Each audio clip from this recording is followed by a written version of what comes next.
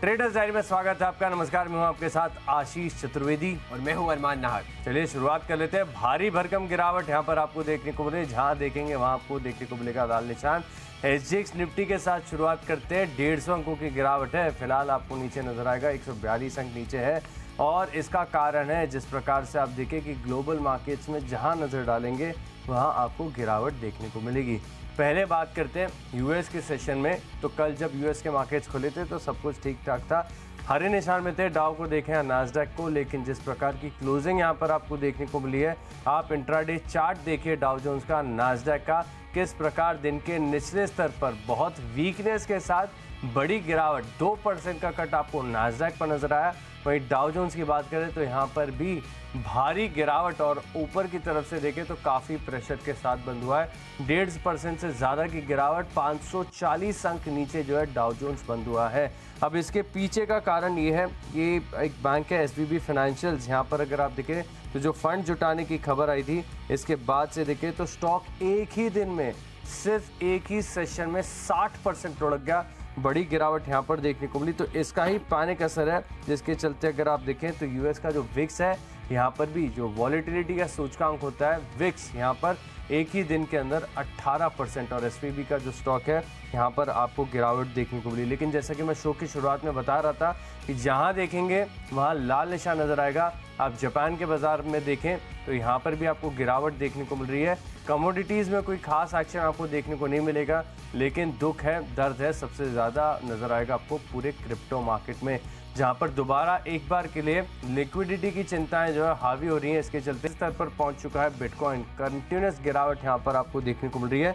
तो इस बात तो स्वाभाविक है कि बड़ी गिरावट का इंडिकेशन यहां पर देखने को मिल रहा है। 150 अंक नीचे आपको फिलहाल राउंड ऑफ एसजीएक्स निफ्टी नजर आएगा। कमजोरी संकेत है, कुछ भी अच्छा नहीं है। हफ्ते के आखिरी कारोबारी दिन काफ़ी चैलेंजिंग सेशन हो सकता है। दिन के दौरान देखना होगा क्या रिकवरी आती है या फिर ये गिरावट गहराएगी, कहना फिलहाल के लिए मुश्किल है, लेकिन स्वाभाविक संकेत बहुत ही ज़्यादा है कमज़ोर। तो ऐसे में अरमान ये बताइए, ये जो 10 स्टॉक्स की सूची आपने तैयार की, इनमें कितने बिकवाली वाले हैं? देखिए, मेरे इसमें सभी के सभी खरीदारी वाले हैं, क्योंकि उनका रीज़न ये है कि अगर आप देखेंगे ओवरऑल हमारे देश की जो कंपनियां हैं वहां पर रेगुलर जो है ऑर्डर इनफ्लो यहाँ पे लगातार आता हुआ रहा है और वहां पर जो है जो डिमांड है वो कंटिन्यूसली रेगुलर है। इसलिए मैंने सारे के सारे बाय लिए हैं। आपने कितने सेल लिए? देखिए, मेरी भी लिस्ट में काफ़ी सारे बाय और सेल के दोनों के साइड के आइडियाज़ मिल जाएंगे। बिकवाली वाले स्टॉक्स हैं और कुछ ऐसे स्टॉक हैं जहाँ पर आपको काफ़ी बड़ा ब्रेकडाउन देखने को मिला है। तो दोनों साइड के आइडियाज़ हैं। अच्छा ब्लेंड यहाँ पर 20 स्टॉक्स में आपको देखने को मिलेगा। लेकिन कैटेगरी एक होती है कैश की, जहाँ पर आपको करनी ही पड़ती है खरीदारी, नो मैटर कैसे भी हो। संकेत, तो क्या कैश की कैटेगरी में कोई इंटरेस्टिंग स्टॉक निकाला है? बिल्कुल, एक स्टॉक है एनबीसीसी। अगर आप देखेंगे यहाँ पर इनको एक ऑर्डर मिलने की अगर आप देखेंगे वहाँ पर खबर आती हुई दिखी थी। उसी के साथ साथ ये ऑर्डर जो मिला है वो लगभग 230 करोड़ का जो है वो ऑर्डर उनको मिलता हुआ दिखा है, जहाँ पर इनको एक कंस्ट्रक्शन कैंपस का जो है वो कंस्ट्रक्शन करना है। और अगर आप ओवरऑल देखेंगे, अगर आप पिछले 15-20 दिन में देखेंगे, लगातार जो है यहाँ पर ऑर्डर इनफ्लो आता हुआ जा रहा है। 6 मार्च को भी इनको 540 करोड़ का ऑर्डर आया था, 24 फरवरी को इनको 350 करोड़ का ऑर्डर आया था। तो लगातार जो है यहाँ पर ऑर्डर इनफ्लो रेगुलर लगातार आता जा रहा है और यही अगर आप देखेंगे कई सारे स्टॉक्स में सेम अगर आप देखेंगे पैटर्न देखने के लिए मिलेगा। उस हिसाब से यहाँ पर एनबीसीसी को आपको बाय करना होगा। टारगेट रखेंगे 38.2 का और स्टॉप लॉस रखेंगे 36.5 का। आशीष, आपने क्या लिया है कैश? देखिए, स्टॉक मैंने चुना है सीसीएल प्रोडक्ट्स, जहाँ पर आपको करनी है खरीदारी। ये स्टॉक 2-3 दिन से मेरे रडार पर था, लेकिन मेरी गलती होगी कि मैं कॉफ़ी के भाव जो है वो देख रहा था, लेकिन इतना कोई खास कोरिलेशन है स्टॉक के चार्ट में और कॉफ़ी के चार्ट में मुझे नज़र नहीं आया। नो मैटर, जिस दिन बड़ी तेज़ी आती है स्टॉक में रिएक्शन देखने को मिलता है, लेकिन कंपनी अपनी चाल भी चलती है, इसको इग्नोर नहीं करना चाहिए। स्टॉक में अनडिस्प्यूटेड एक चीज़ बनी हुई है जिसके ऊपर हमारा भरोसा काफ़ी बड़ा होता है, वह है ऑल टाइम हाई ब्रेकआउट तो आ चुका है। कल की सत्र में तेज़ी के साथ क्लोजिंग भी हुई है, लेकिन सिर्फ एक ही दिक्कत है कि आज बाजार का सेंटिमेंट मूड माहौल बहुत ही चैलेंजिंग है। ऐसे में आज यहाँ पर खरीदारी आती है कहना मुश्किल है, लेकिन स्टॉक को ज़रूर आप रडार पर रख सकते हैं। रिस्क एपेटाइट के अनुसार या फिर जो स्टॉप लॉस मैंने आपको सजेस्ट किया है, इसे फॉलो करेंगे तो हो सकता है कि यहाँ पर थोड़ा दिन का समय लग जाए, लेकिन रिटर्न्स यहाँ पर बनते हुए नजर आएंगे। स्टॉक का नाम है सीसीएल प्रोडक्ट्स। 595 रुपये का टारगेट है, 570 रुपये का आपको लगाना है स्टॉप लॉस। बढ़ते हैं फ्यूचर्स की ओर और फ्यूचर्स के साथ शुरुआत होती है बिकवाली वाली लिस्ट। तो गोदरेज कंज्यूमर प्रोडक्ट स्टॉक चलने का नाम ही नहीं ले रहा है। वीकनेस काफ़ी ज़्यादा देखने को मिल रही है। जिस दिन बाजार में वीकनेस होती है उस दिन गिरता है, जिस दिन बाजार में स्ट्रेंथ होती है, तेज़ी रिकवरी आती है, तो उसमें भी पार्टिसिपेट नहीं कर रहा है। क्लियर कट समझ में आ रहा है कि स्टॉक बाजार के मुकाबले कर रहा है अंडर परफॉर्म। खास बात ये भी है कि स्टॉक में अगर आप देखेंगे तो ऊपरी तरफ एक छोटा सा डेली वीकली चार्ट पर राउंडिंग टॉप फॉर्मेशन है, जो कि संकेत दे रहा है कि अपमूव काफ़ी एग्जॉस्टेड होगा। एक दो दिन की तेज़ी आ गई, लेकिन उसके बाद कंटिन्यूस हाई राइज बनाना फिलहाल इस चार्ट के साथ थोड़ा सा मुश्किल है। तो ये जो राउंडिंग टॉप फॉर्मेशन है ये एग्जॉस्शन इंडिकेट करता है। इसी के चलते मैं मान रहा हूँ कि आज जब बाजार का मूड काफ़ी कमज़ोर है, ऐसे स्टॉक जहाँ पर पैटर्न वीक बने हुए हैं फोकस करके चलना है। 890 रुपये का टारगेट, 910 रुपये का आप लगाइए स्टॉप लॉस। देखिए फ्यूचर्स में मैंने लिया है स्टॉक पीवीआर, क्योंकि अगर आप देखेंगे अगर 8 मार्च को ही जो है एक मूवी टू जो टीम में मक्कार जो है एक मूवी वो आती हुई दिखी थी, और उसके बाद अगर आप रिव्यूज़ में पढ़ रहा था तो रिव्यूज़ कंपैरेटिवली अगर आप देखेंगे अच्छे आ रहे हैं, और कलेक्शंस की बात करें तो वो लगभग अगर आप देखेंगे ऑन एन एवरेज ठीक ठाक ही आ रहे हैं। उस हिसाब से मुझे लग रहा है कि वीकेंड पर यहाँ पर कंपैरेटिवली आपके है अच्छी खासी बुकिंग्स जो है वो हो सकती हैं, इसलिए पीवीआर बाय करेंगे। फ्यूचर्स में टारगेट रखेंगे 1610 का और स्टॉप लॉस रखेंगे 1558 का। फ्यूचर्स में तो पीवीआर हुआ। अगर ऑप्शंस की बात करें तो ऑप्शंस में मैंने लिया है जायडस लाइफ साइंस, क्योंकि सबसे पहले तो मैं खबर बता दूं, इसमें खबर क्या है, इनको एक फाइनल अप्रूवल मिला है एक टैबलेट के लिए, जिसका बैक्टीरियल इन्फेक्शन में इसका जो है इलाज में इसका उपयोग किया जाता है। यही नहीं, अगर आप देखेंगे कुछ टाइम पहले भी 7 मार्च को भी इनको एक दवा के लिए यूएस एफडीए से फाइनल अप्रूवल मिला था। तो लगातार यहाँ पर जो है फाइनल अप्रूवल लगातार मिलते हुए जा रहे हैं। और उसके बाद अगर आप इन सबका मार्केट देखेंगे कि मार्केट को कैटर कर सकते हैं, तो वो भी कंपेरेटिवली अच्छा है। तो उस हिसाब से आपको Zydus life science call option buy करना होगा। 470 पर जो है वो 12.6 का है, टारगेट रखेंगे 16.2 का और स्टॉप लॉस रखेंगे 11.4 का। फोकस करके यहाँ पर ऑप्शन की रणनीति बनाकर चल सकते हैं। ऑप्शन के माध्यम से भी कर रहा हूँ बिकवाली, फ्यूचर्स में तो शॉर्ट पोजीशंस ली है। अब ऑप्शन के माध्यम से इन्फोसिस यहाँ पर करिएगा फोकस, क्योंकि आईटी स्टॉक्स के लिए अगर आप देखें तो सबसे बड़ी दिक्कत ये हो रही है, जब यहाँ पर रिवर्सल आता है, निश्चित तौर पर बेस बनता है, स्टॉक चलना शुरू करते हैं, उसी के दूसरे दिन आप देखें कि नास्डैक में हो जाती है भारी गिरावट। कल 2% की गिरावट के साथ नास्डैक बंद हुआ और अभी तक हमने कोरिलेशन देखा है कि जिस दिन भी बड़ी गिरावट नास्डैक में आती है, आईटी स्टॉक ज़रूर रिएक्ट कर रहे हैं। अब हो सकता है कि दिन के दौरान रिकवरी आ जाए, कहना मुश्किल है, लेकिन शुरुआत में यहाँ पर गिरावट तो पक्की आएगी। तो आप एक काम कीजिए, इन्फोसिस की 1480 की जो पुट ऑप्शन है यहाँ पर आप खरीदारी करके चलें, और दिन के दौरान गिरावट और इनफैक्ट छोटा सा भी मूव आता है तो ये जो ऑप्शन है इसकी वैल्यू बढ़कर 35 रुपये हो जाएगी, और सेफर साइड आप 25 रुपये का जो है स्टॉप लॉस भी लगाकर चल सकते हैं। तो पुट ऑप्शन के माध्यम से इन्फोसिस में आप करेंगे पिक वाली। तो चलिए ऑप्शन के माध्यम से जो कॉल्स हैं वो तो हमने जान लिए, लिस्ट को आगे बढ़ाते हैं। अगली जो हमारी कैटेगरी है वो है टेक्नोपिक। अरमान बताइए। देखिए टेक्निकल के हिसाब से जो मैंने स्टॉक लिया है वो है जिंदाल सो।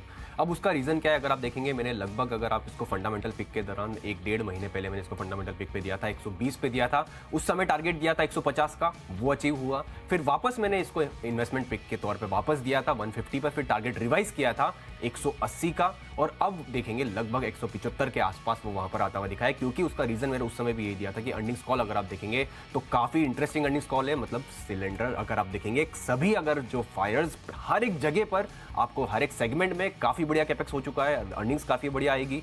उसके चलते आप लगातार जो देखेंगे इतनी बढ़िया तेजी, और अगर आप चार्ट भी देखेंगे तो आप टेक्निकली किसी भी तौर से अगर आप चार्ट देखेंगे आपको बढ़िया दिखेगा।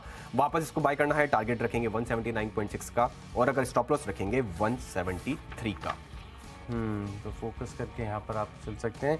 टेक्निकली जो स्टॉक मुझे पसंद है वहाँ पर आपको करनी चाहिए पिक वाली। देखिए जो स्टॉक मुझे पसंद आ रहा है वो है एस्कॉच, जहाँ पर स्ट्रक्चर काफ़ी ज़्यादा कमज़ोर है। जो स्ट्रक्चर बना हुआ है उसके नीचे ब्रेकडाउन होने की संभावना यहाँ पर नज़र आ रही है, और जिस प्रकार से अगर आप देखें तो 135 अंक नीचे SGX निफ्टी इंडिकेशन दे रहा है। स्वाभाविक है कि काफ़ी सारे स्टॉक्स ऐसे होंगे जहां पर आपको आज दिन के दौरान बिकवाली देखने को मिल सकती है। तो ऐसे में एस्कॉच कुबोटा, जिसका टेक्निकल स्ट्रक्चर काफ़ी कमज़ोर है, यहाँ पर 1930 रुपये के लक्ष्य ले आप शॉर्ट पोजीशन बढ़ाकर चल सकते हैं, और 1987 रुपये का आपको लगाना चाहिए स्टॉप लॉस। वीकली चार्ट भी देखें तो काफ़ी ज़्यादा कमज़ोर है। बढ़ते हैं फंडा पिक की ओर। तो फंडा पिक के लिहाज से बीटन डाउन स्टॉक जिसमें मूव आ नहीं रहा है, लेकिन फिलहाल मैं मान रहा हूँ कि धीरे धीरे करके छोटा सा एलोकेशन यहाँ पर करके चल सकते हैं। स्टॉक का नाम है SBI कार्ड्स। फिलहाल अगर आप देखें तो थोड़ा सा व्यू आपको लंबी अवधि का बनाकर चलना होगा। लंबी अवधि से मेरा अर्थ ये नहीं कि आपको 5 साल का समय देना है, सिर्फ 9 महीने 6 महीने का समय अगर आप दे देंगे तो भी यहाँ पर रिटर्न्स आपको देखने को मिल सकते हैं। देखिए जैसे कि मैं हर बार कहता हूँ कि फंडा पिक है, लेकिन फिर भी मेरी जो प्राइमरी स्क्रीनिंग होती है सिर्फ टेक्निकल पैरामीटर्स पर होती है। यहाँ पर भी अगर आप देखें तो भारत की दूसरी दिग्गज क्रेडिट कार्ड कंपनी है और जिस प्रकार से एक कुछ रिपोर्ट्स भी ऐसा इशारा करी कि भारत में जो क्रेडिट कार्ड का आउटस्टैंडिंग पेबल है उसमें काफ़ी बड़ी बढ़त देखने को मिली। अब क्रेडिट कार्ड कंपनीज आपको तो जानती हैं कि किस प्रकार से इंटरेस्ट चार्ज करते हैं, तो जितना आउटस्टैंडिंग होगा उतना ब्याज ये लोगों पर लगा पाएंगे, रिकवरी कर पाएंगे। ये भी दिखाता है कि लोग क्रेडिट कार्ड काफ़ी तेज़ी से इस्तेमाल कर रहे हैं और ग्रोथ यहाँ पर काफ़ी ज़्यादा देखने को मिलेगी। अच्छा बिजनेस है, भारत की दूसरी दिग्गज कार्ड वाली कंपनी है, तो 9 महीने का समय दीजिए और मैं मान रहा हूँ कि मौजूदा स्तर के हिसाब से करीब 845 यानी 10-15% तक के जो रिटर्न्स है आपको SBI कार्ड्स में देखने को मिल सकते हैं। तो फोकस करके चलेंगे, समय देना होगा 9 महीने का, SBI कार्ड्स करेंगे आप खरीदारी। देखिए फंडामेंटली जो मैं स्टॉक ले रहा हूँ वो है एमटार टेक्नोलॉजी, और ये मैं पहली बार नहीं दे रहा हूँ। अगर आप देखेंगे यहाँ पर मैं आज एक और नई चीज़ बताऊंगा जो मैंने पहले नहीं बताई थी। देखिए एक कंसर्न जो अगर आप देखेंगे अर्निंग्स कॉल में भी जो है वर्किंग कैपिटल पर है कि इनका वर्किंग कैपिटल क्यों बढ़ रहा है। अगर आप कैश फ्लो फ्रॉम ऑपरेशन देखेंगे तो वहाँ पर डेटर्स जो है वो अगर कैश फ्लो फ्रॉम ऑपरेशन में नेगेटिव क्यों आ रहे हैं। अब एक सिंपल सा लॉजिक समझिए कि अगर आप किसी कंपनी की आय 100% है और उसका 25% डेट है तो डेट के डेटर्स हुए तो कितने हुए, 25 करोड़ के डेटर्स हो गए। वही अगर उनकी आय बढ़ के 100 से 200 करोड़ हो गई और फिर भी मैं अगर डेटर्स को 25% ही रख रहा हूँ तो अगर 100 करोड़ से 200 करोड़ तो लगभग 50 करोड़ के डेटर्स हो गए। तो अगर आप कैश फ्लो के हिसाब से देखेंगे तो डेटर्स 25 करोड़ से बढ़कर 50 करोड़ हो गए तो नेगेटिव 25 करोड़ आएगा। उसका मतलब क्या है, अगर आप देखेंगे कि कोई कंपनी अगर ग्रोथ फेज में बहुत ज़्यादा कंसिडरेबली लगातार ग्रो करती है तो वहाँ पर कैश फ्लो में आपको दिखेगा वर्किंग कैपिटल के हिसाब से वहाँ पर नेगेटिव मूवमेंट आता है। वह इन्वेंट्री देख लीजिए या डेटर्स देख लीजिए, क्योंकि एज अ परसेंटेज भले वो आसपास रहे पर फिर भी अमाउंट के तौर पर वहाँ पे आपको नेगेटिव आता हुआ दिखता है। दूसरा एक और बात, अगर आप ब्लूम एनर्जी का, क्योंकि इनका लगभग कहीं ज़्यादा लगभग 50% से भी ज़्यादा जो है इनकी आय ब्लूम एनर्जी से ही आती है, तो वहाँ पर अगर आप देखेंगे ब्लूम एनर्जी के इसमें भी सेम अगर आपको दिखेगा डेटर्स में कंसिडरेबल इंक्रीज, इन्वेंट्री में कंसिडरेबल इंक्रीज। तो जो इनका प्राइम कस्टमर है उनके यहाँ पर अगर आप यही प्रोसेस चल रही है तो लाइकली है कि इनके साथ भी यही चलेगा। इसलिए एमटार टेक्नोलॉजी का ये रीजन है कि यहाँ पर मुझे लगता है कि वर्किंग कैपिटल की जो बात चल रही है कंपैरेटिवली अर्निंग्स कॉल में भी जो अगर आप सुनेंगे तो वो कंपैरेटिवली इतनी ज़्यादा कोई दिक्कत वाली बात नहीं है और इसीलिए आपको एमटार टेक्नोलॉजी बाय करना है। टारगेट रखेंगे 2000 का और ड्यूरेशन रखेंगे 1 साल का।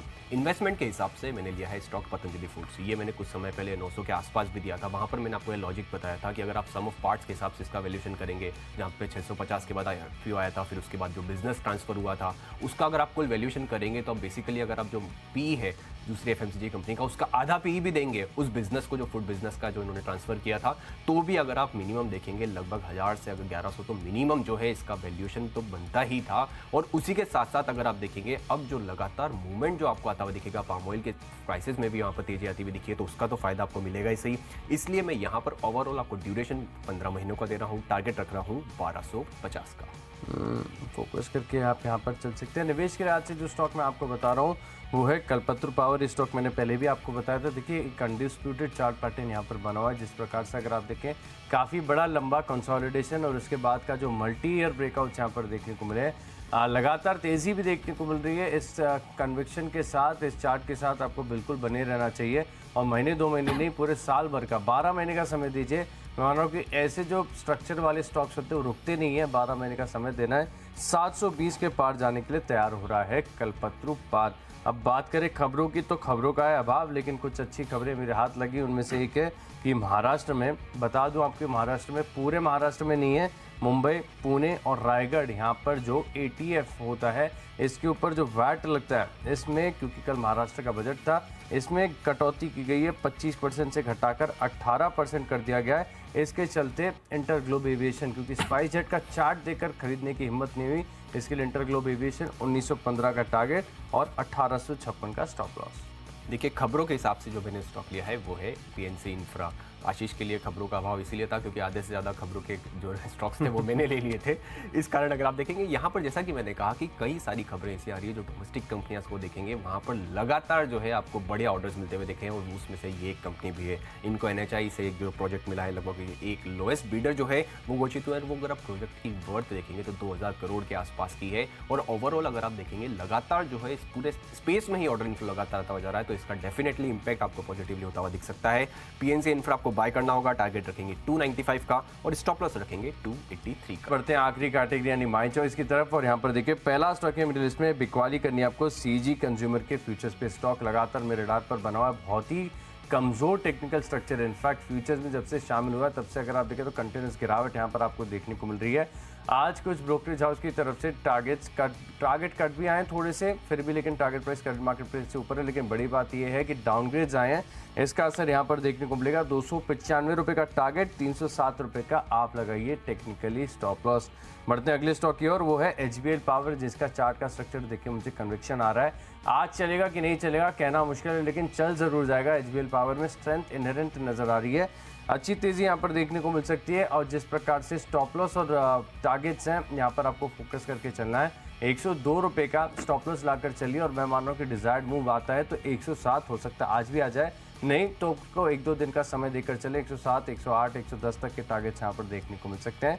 आखिरी स्टॉक है मिडिल लिस्ट में जहाँ पर आपको करनी है बिकवाली, वो है एम्फेसिस। जहाँ पर IT स्टॉक्स में देखें तो सबसे कमज़ोर चार्ट है विप्रो का, और विप्रो के बाद एम्फेसिस, इसका भी चार्ट का स्ट्रक्चर है बेहद कमज़ोर। तो आप करेंगे यहाँ पर बिकवाली 2070 रुपये के लक्ष्य के लिए, 2110 रुपये का आप लगाएंगे स्टॉप लॉस। देखिए माय चॉइस में मैंने सबसे पहला जो स्टॉक लिया है वो है ड्रीम फोक सर्विसेज, क्योंकि अगर आप देखेंगे ओवरऑल यहाँ पे एयर ट्रैवल जो जिस हिसाब से बढ़ रहा है, और हमने एक लिंक भी किया था जो को रिलेशन है, उस हिसाब से अगर आप देखेंगे मुझे ऐसा लग रहा है कि जो इनका Q4 के नतीजे आएंगे वो भी बढ़िया ही आएंगे। इसलिए मैं आपको ड्यूरेशन यहाँ पे 3 महीने का दे रहा हूँ और टारगेट दे रहा हूँ 490 का। दूसरा स्टॉक होगा ड्रेडजिंग कॉर्प, क्योंकि यहाँ पर एक खबर आती हुई देखी कि इनको एक मेंटेनेंस के लिए जो है एक कॉन्ट्रैक्ट जो है वो मिलता हुआ दिखा है। लगभग अगर आप देखेंगे 75 करोड़ के आसपास का जो है वो मेंटेनेंस कॉन्ट्रैक्ट का जो ऑर्डर मिला है, और ये कंपैरेटिवली अगर आप देखेंगे मार्जिन तो है ही सही, इसलिए इस खबर का यहाँ पर आपको फायदा होता हुआ दिखेगा। इसलिए टारगेट रखेंगे 351 का और स्टॉप लॉस रखेंगे 338 का। और अंत में मैंने एक स्टॉक लिया है वो है वेल्सपन कॉर्प, क्योंकि इनको एक जो है काइट मार्क करके जो है एक सर्टिफिकेट जो है वो मिलता हुआ दिखा। और मैं सर्टिफिकेट के बारे में पढ़ रहा था, इनके सर्कुलर में भी जो चीज़ लिखी है उन्होंने कि ये वाला सर्टिफिकेट जो इनको मिला है वो एक वन ऑफ द टफेस्ट है, आसानी से ये सर्टिफिकेट नहीं मिलता है। और कंपनी ने ये भी क्लैरिफाई करा है कि अगर इससे ये जो सर्टिफिकेट मिलने से इनको ओवरसीज़ में जो बिजनेस है वो कई नई बिजनेस अपॉर्चुनिटीज़ हैं वो ओपन हो जाती है। तो इसलिए आपको वेल्सपन कॉर्प जो है वो खरीदना होगा। टारगेट रखेंगे 216 का और स्टॉप लॉस रखेंगे 208 का। तो चलिए, जो 20 स्टॉक्स हैं इनकी फोकस लिस्ट हो गई है तैयार। और अगर आपने कोई भी स्टॉक या कोई भी लेवल मिस कर दिया है तो पहले आप जल्दी से देखिए रिकैप। कैश का स्टॉक में लिस्ट में CCL प्रोडक्ट्स बढ़िया ब्रेकआउट है, 595 का टारगेट। गोदरेज कंज्यूमर लगातार वीकनेस बनी हुई है, यहाँ पर शॉर्ट पोजीशंस लेंगे। और क्योंकि नास्डैक में आई है बड़ी गिरावट तो इन्फोसिस 1480 का पुट ऑप्शन खरीदेंगे। टेक्निकली ब्रेकडाउन है एस्कॉच में 1930 रुपये का टारगेट है, शॉर्ट पोजीशन बनाइए। और SBI का जहाँ पर 9 महीने का व्यू बनाकर आप खरीदारी करके चल सकते हैं 845 के लक्ष्य के लिए। निवेश के लिहाज से मल्टीयर ब्रेकआउट हुआ है, कल्पत्रु पार खरीदारी करके चल सकते हैं और खबरों का असर देखने को मिलेगा इंटरग्लोब एविएशन में। CG कंज्यूमर यहाँ पर शॉर्ट पोजीशंस बनानी है, HBL पावर में करें खरीदारी। और नास्डैक का गिरावट का असर एम्फेसिस में भी देखने को मिलेगा, शॉर्ट पोजीशंस बनाएंगे। इन 10 स्टॉक्स में मेरा कन्विक्शन सबसे ज़्यादा है। CG कंज्यूमर यहाँ पर टेक्निकल स्टार्ट बेहद कमजोर है, शॉर्ट पोजीशंस बनाएंगे 295 के लक्ष्य के लिए। देखिए कर लेते हैं रिकैप। सबसे पहले NBCC जहाँ पर ऑर्डर मिलने का यहाँ पर फायदा होता हुआ दिखेगा। फ्यूचर्स में PVR जो नई मूवी आई है उसका रिव्यूज़ जो है अच्छे दिख रहे हैं, तो हो सकता है बुकिंग अच्छी आती हुई दिखे। ऑप्शंस के हिसाब से ज़ायडस लाइफ साइंस जो है यहाँ पे इनको अप्रूवल मिलता हुआ दिखा, उसका फायदा होता हुआ दिखेगा। टेक्निकली जिंदाल 100 बढ़िया दिख रहा है। फंडामेंटली एमटार टेक जिस स्पेस में है वो काफ़ी बढ़िया दिख रहा है। पतंजलि फूड्स जिस वैल्यूएशन पे है सम ऑफ पार्ट्स के हिसाब से काफ़ी बढ़िया दिख रहा है। खबरों के ये हिसाब से PNC इंफ्रा पे आपको बाय करना होगा। माय चॉइस में ड्रीम फोक सर्विसेज, जिसका अगर आप देखेंगे Q4 के नतीजे बढ़िया आ सकते हैं। ड्रेडजिंग कॉर्प यहाँ पर भी इनको एक मेंटेनेंस का कॉन्ट्रैक्ट मिलता हुआ दिखा है। और अंत में बात करेंगे वेल्सपन कॉर्प की, क्योंकि इनको एक सर्टिफिकेट जो मिलता हुआ दिखा है उसका भी फायदा होता हुआ दिखेगा। और अगर इन सब में मेरी बेस्ट पिक देखी जाए तो वो डेफिनेटली एमटार टेक होगी, जिस स्पेस पे है वैल्यूएशन में जो आउटलुक है वो काफ़ी बढ़िया आता हुआ दिखा है। ओवरऑल तो ये तो रहे हमारे सारे, अगर आप देखेंगे जो हमारे चॉइस के, अगर आप देखेंगे हमारे सारे 20 के 20 स्टॉक्स अगर हम ना देखेंगे उसमें कई सारे स्टॉक्स में सेल्स के भी हैं।